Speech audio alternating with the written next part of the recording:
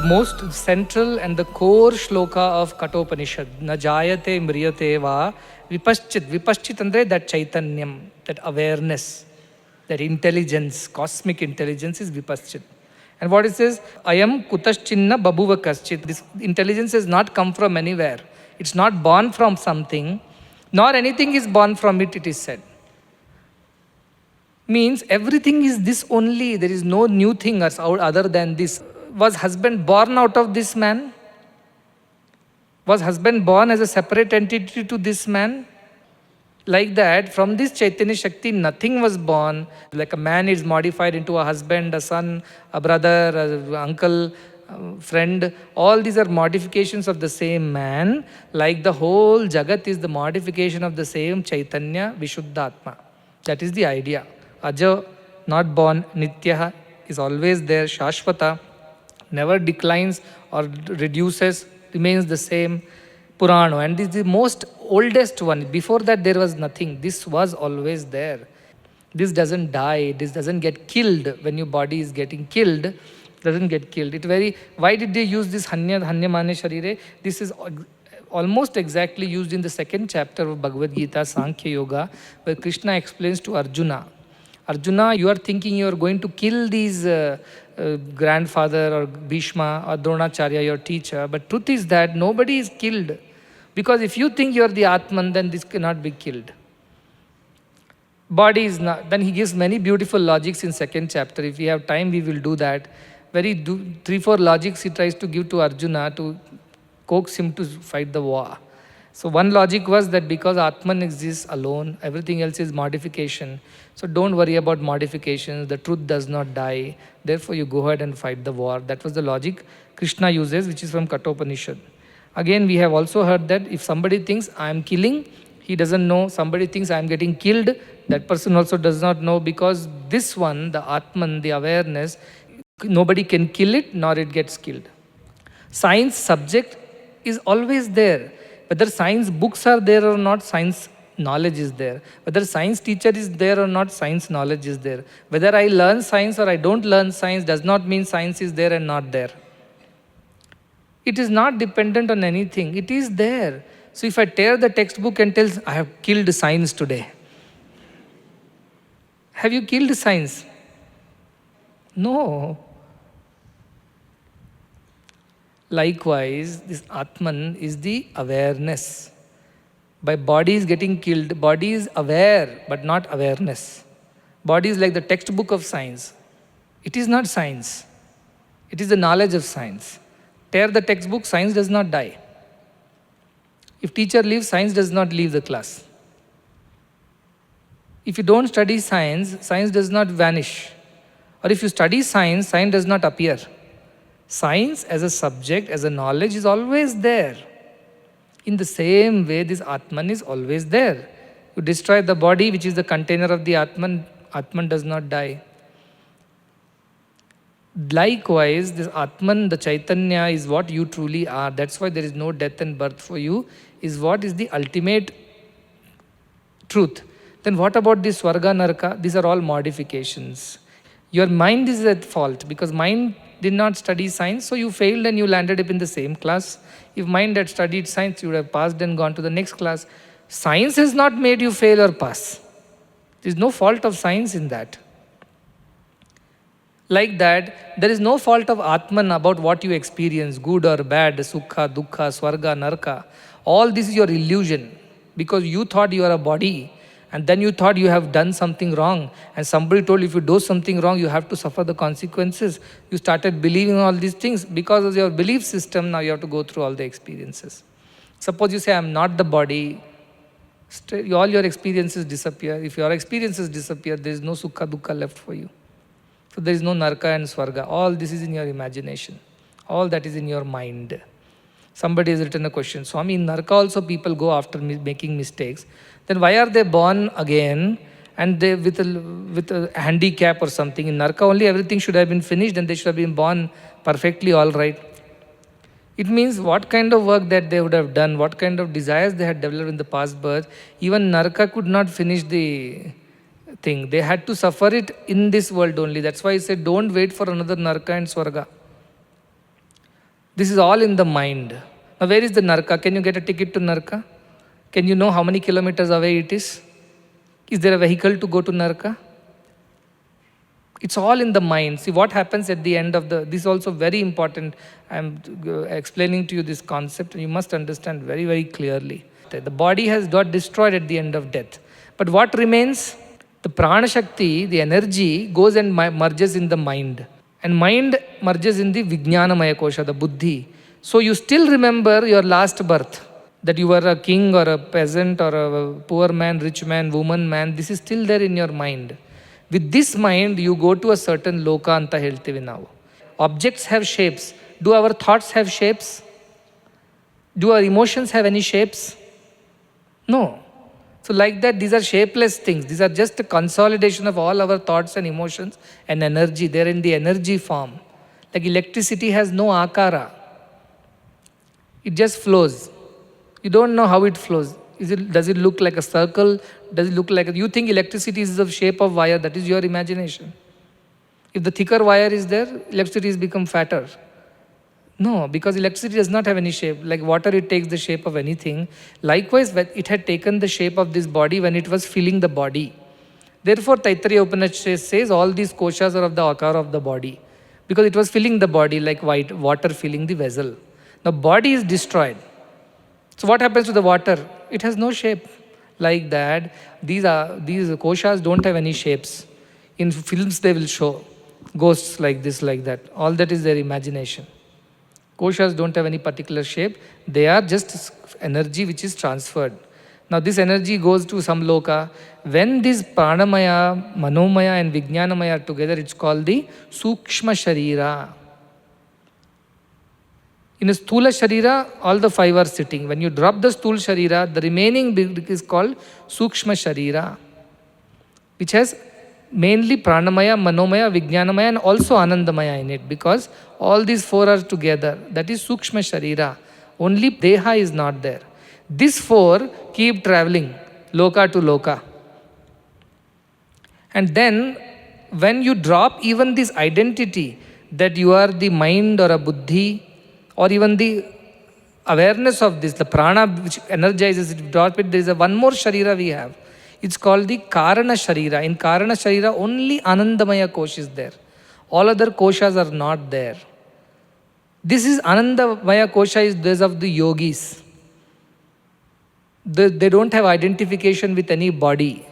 Body has fallen off at the death. The mind has fallen off after meditation. Buddhi has fallen off. Prana also is gone because prana is only for the sake of sukshma sharira. That also has been dropped. The original, closest to the original is anandamaya kosha, which is what yogis get into. They don't even breathe. In Himalayas, you will know of many yogis, they don't even breathe. They just sit. Without breath, how are you alive? Because they have gone beyond all these shariras into anandamaya kosha. And in anandamaya kosha, they are established. In the Anandamaya Kosha, there is no death, birth, nothing. They don't even recognize that they are sitting there. They are just lost in a deep, immense, pure peace. And that also, once you give up, then you become Brahman. Because Anandamaya Kosha is related to your individual jiva, self. But if you drop that also, you become like a river becomes the ocean. Anandamaya Kosha also finally goes and merges into Parabrahma Kosha. That is the entire cosmic existence. And then there is no individuality left. I will move on to the next sloka. Anoraniyan mahato mahiyan atma asya jantor nihito guhayam tamakratuhu pashyati vita shoko dhatu prasadat mahimanam. Now you asked, how do I experience all this? So beautiful, all these things to hear, that I will not have any sorrow, I will always be happy, I will never be attached, I will never suffer. Very good, but how do I attain it? This is how he is saying. First of all, to know that it is how difficult to attain, know that. Difficult means how subtle it is to attain. It's not difficult. It is subtle. What is subtle? Anoraniyan. It is subtler than the subtlest. Smaller than the atom. It is smaller or subtler than the atom. But at the same time, mahato mahiyan. It is the greatest of the great. Greater than the greatest it is. It is smaller than the smallest, subtler than the subtlest, also the bigger than the biggest, and greater than the greatest. Both it is. So opposites they are, seemingly paradoxical.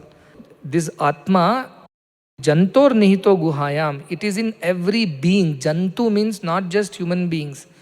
Every being, even in ant, insect, everywhere this Atman is there, this Chaitanyam is there. As if it is hiding in a deep secret place, in a cave. It is hiding in a cave, Antadu.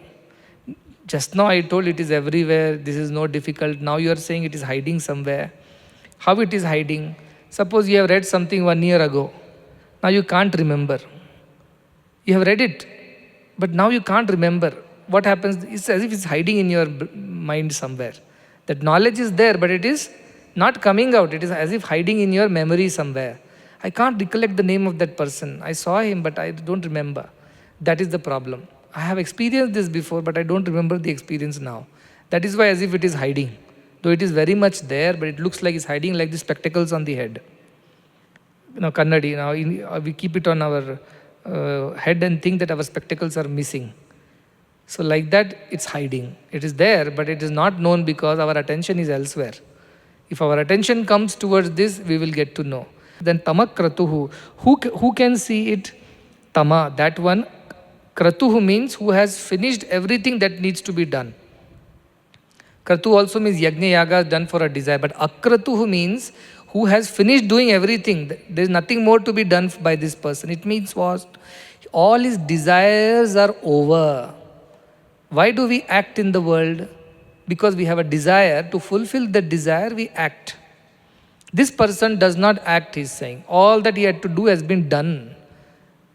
It means this person has no more desires left. Akratu he has become. And pashyati, and sees it. Though Atma cannot be seen, what is the understanding we learnt about communication? Vaikari Vani, Madhyama Vani, Pashyati Vani and Para. So pashyati means he sees it as if he is seeing you and me. Is that clear to this person? So clear to this person. To whom? Who has finished doing whatever has to be done. It means who has finished all his desires. There is nothing he wants, desires further, therefore he doesn't have to engage in any activity.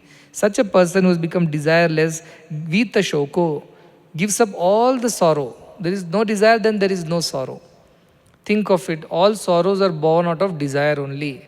That is why Gautam Buddha said, this world is full of sorrow, and the root cause of the sorrow is desires. If we get rid of desires, all sorrows will disappear. So that person who has gotten rid of all the desires, therefore he has gotten rid of all the sorrows. Such a person sees it. By what way? Dhatu prasadat. Dhatu means that which is dharayati, means that which bears, that which holds, is called dhatu. And dhatu means this body with senses, which is holding, bearing the Atman, which is carrying this knowledge. That when it becomes prasadat, prasada means peaceful, happy. It means senses are not agitated anymore. I want to eat this, I want to touch that, I want to taste that, I want to see that, I want to hear that. All these ideas of sensual pleasures are disappeared in this person, and all the senses are at peace. Why? Because there is no more desires left. And mind also is dhatu, because mind also understands, bears this idea. Therefore, mind is also at peace. There is no more desires and distortions in the mind. Only to such a person, not to anybody else. This reveals. And what happens? Mahimanam Atmanaha. He will experience the glory of this Atman, where? Within himself. He doesn't have to go to Vaikuntha to experience this, doesn't have to go to pilgrimage to experience this. The moment his senses are at peace, mind is at peace, all his desires are fulfilled, there are no more sorrows. To such a person alone, the glory of Atman is visible, is understandable, experienceable. That is the idea, where the mind and the senses become peaceful, desires disappear, all sorrows and attachments disappear. In that state of perfect peace, Atman, which is hiding inside, gets revealed. And where in all beings it is there. But anoraniyan, it is subtler than the subtlest. What is the subtlest thing you know of? Tell me. The smallest and the subtlest thing that we know of, at least scientifically, we don't see it with our eyes. But then we know of is a Atom. In atom, what is there inside? Nucleus, and there is the electrons. The most simplistic model of an atom is this. Now, we all know inside the nucleus there are protons and neutrons, and around the nucleus, these electrons are moving around in not even shells, they're in orbitals. In orbitals, we have found out that they are delocalized. We cannot point a finger and say, this is where that electron is, this is the address of the electron, this is the Google coordinates. We cannot say. It is just moving everywhere. This is how orbitals are shown. Means what? It's all space. Inside the electron, inside the atom, what is there? Space only is there. Because electron cannot be pointed out. Heisenberg's uncertainty principle says you cannot point out where the electron is. It is wave, Schrodinger's wave equation. Is it wave or it is a particle? Nobody knows now. They say it's a particle but sometimes behaves like wave. Or they say that it's a wave, sometimes behaves like particle. So we just know it is available in this area, but where it is, we don't know. Like that, this electron is everywhere. We are not able to point out it is here and it is not there. So they simply, like this swarm of bees, it is there, but you can't pinpoint any bee there because next moment they are moved away from that space. See, in an electron cloud, they say, they are all living. One more step deeper you go. Now you go. So whole of the atom is 99.9999 whatever percent empty space. So in the whole of the universe is made of what? Atoms only. It means the whole of the universe has 99.9999% space. You and I are made of what? Atoms only. It means we are made of electrons and protons at the very basic level, in protons and neutrons, and break it further into quarks. That's what we are made of. We are space only. There is nothing else in it. It means space is inside that very atom also, inside the proton also. Inside subatomic particles also space is there. Then why do we see all this as physical body, like solid wood is there here?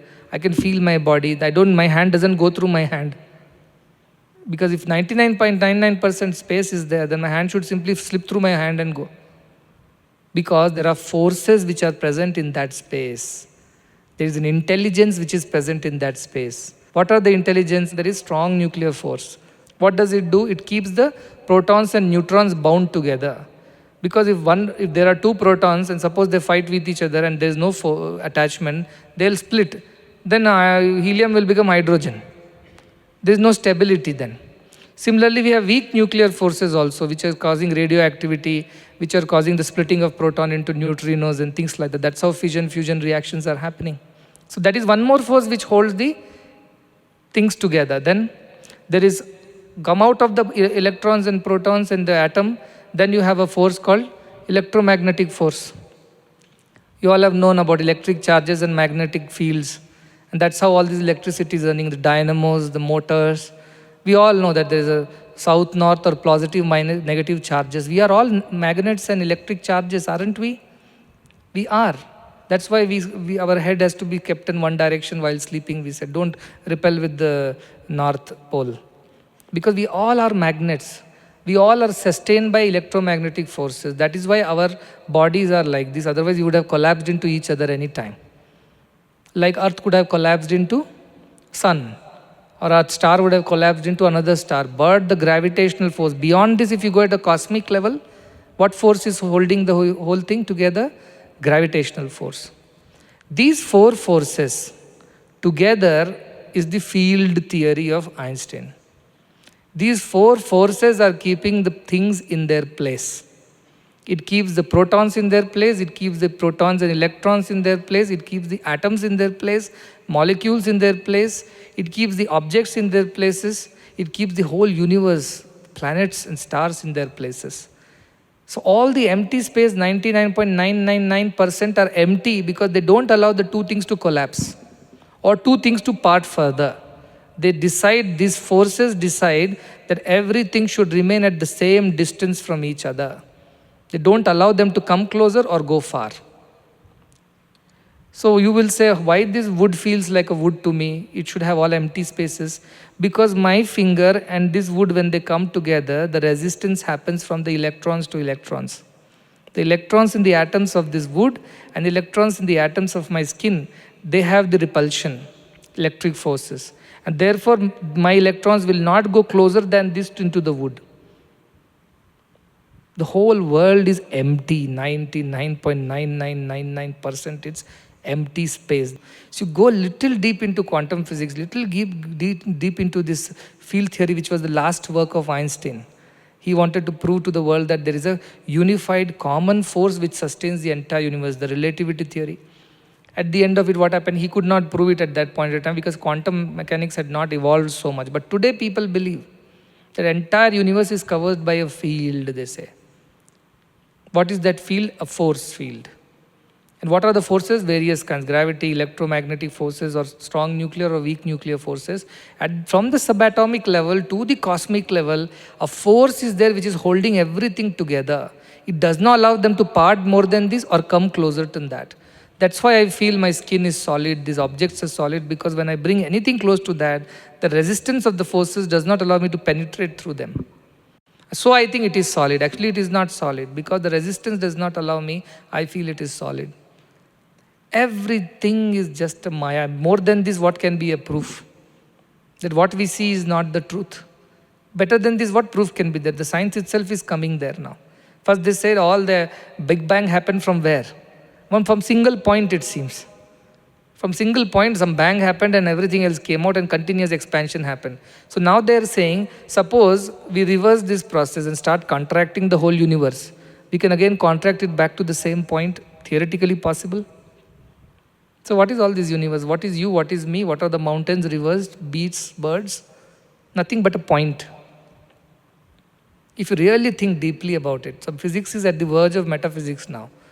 It's transforming and going there. Everything can be condensed into a point because everything started from a point. That is the whole idea of the universe today. So what is all this? Now think of this as a dream state. In dream, what happens? Everything comes out of you.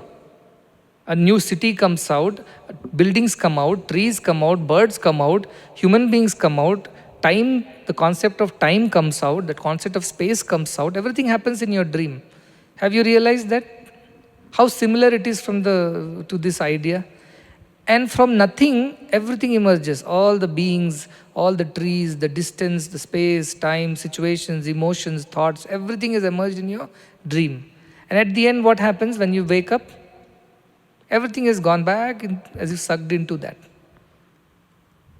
Similarly, this whole physical universe which we so proudly think that it is so real is 99.9999, whatever nines you can put, that is space.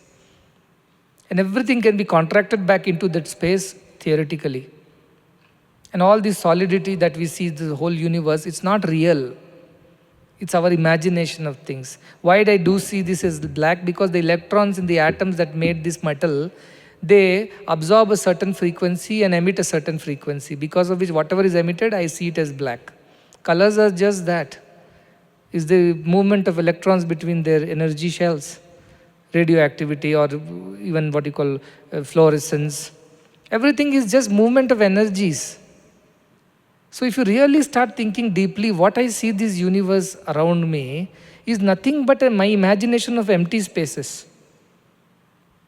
And whatever the light is falling and photons are coming and hitting and whatever is happening in the electronic shells, that is how this whole spectrometry, everything is just imagination. If you look very deeply into that, just like all that you see in a dream is empty. Like that, this whole universe is empty. And now as people are going further and further, in proton, they say proton is so small. In protons, you know how much space is there? Within the proton, there is so much space that so many more protons can fit into that one proton. And in each proton, there is a space in which so many more protons can fit. An infinite loop of emptiness is there. That is the universe, even physically. And we are so proud of so much we know about this thing.